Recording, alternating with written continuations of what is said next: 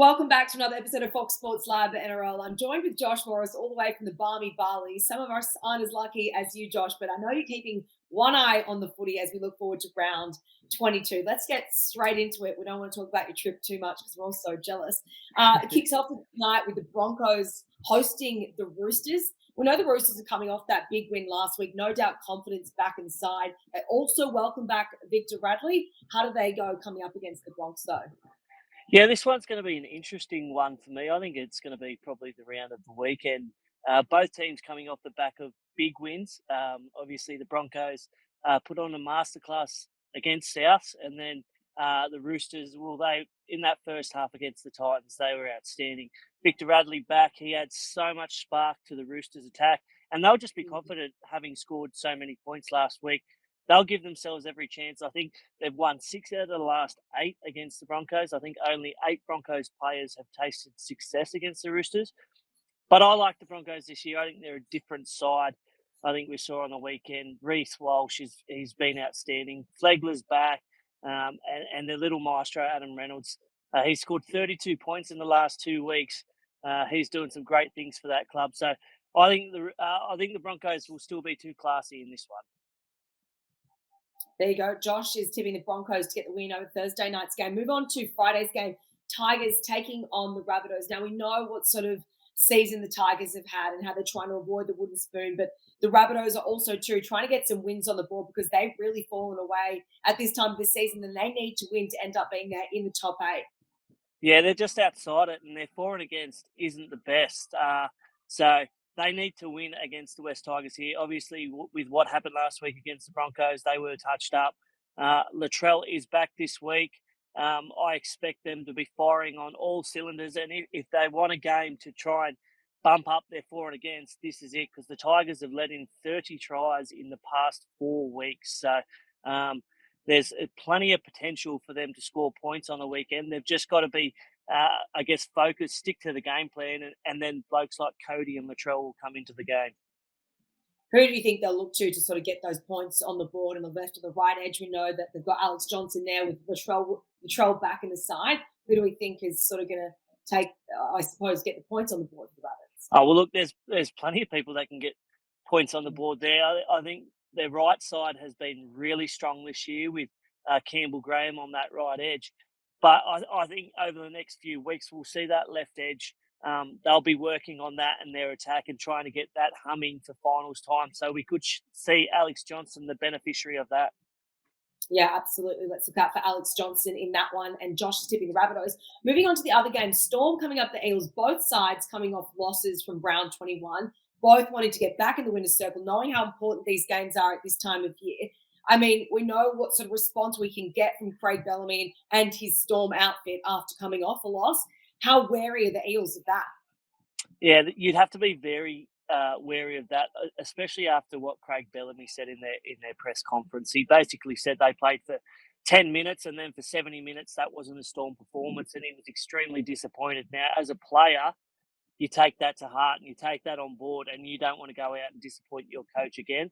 For both sides, ill discipline let them down last week.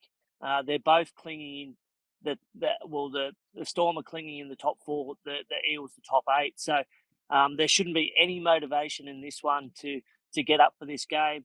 There's a few outs for both sides, but I just think off the back of their performance last week, I think we'll see a far better Melbourne side, and it's down there in Melbourne as well. So that's why I'm tipping the Storm for this one.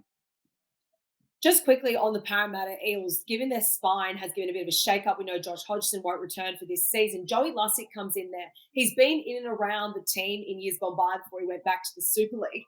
How long does that spine take to click? Can it happen as soon as this weekend, or will it take a number of weeks for him to settle in there again? Oh, look, I think he's been around that system before. He's gone over to the Super League and plied his trade over there. He's probably coming back a better, more rounded player. So, I don't think it'll take too long for him to fit into that side. And I guess Mitch Moses is the chief playmaker there as well. So his main job will probably be to dish it off to him and obviously run when there's opportunities to run. So I don't think it should take him too long to settle in. Let's talk about the Raiders and the Knights. It's a Saturday game. The Raiders have named an unchanged side from the side that took on the Warriors and came down just short by 1 point. They'll obviously be reeling after that loss. And the Knights, well, they're coming off a huge win that we mentioned before to the Storm. What do you like about this matchup, Josh? Oh, I like this one. Obviously, the Knights, they're on fire at the moment. They're led by, obviously, Kalen Ponga, and they're trying to get into the 8. The Raiders, they want to try and get into that top 4. So a lot is up for stake here. And, I think the Raiders are obviously hurting from that Golden Point loss. The Knights are super hungry. So it just comes down to who's the hungrier side in this clash. And I think this one's going to be a cracker as well. Yeah, absolutely. Down there in Canberra as well at GIO Stadium.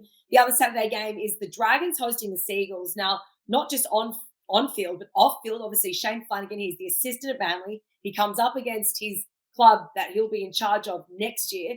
Super interesting for this one, a bit of a storyline. How does he go about this game, and how do you see this one panning out?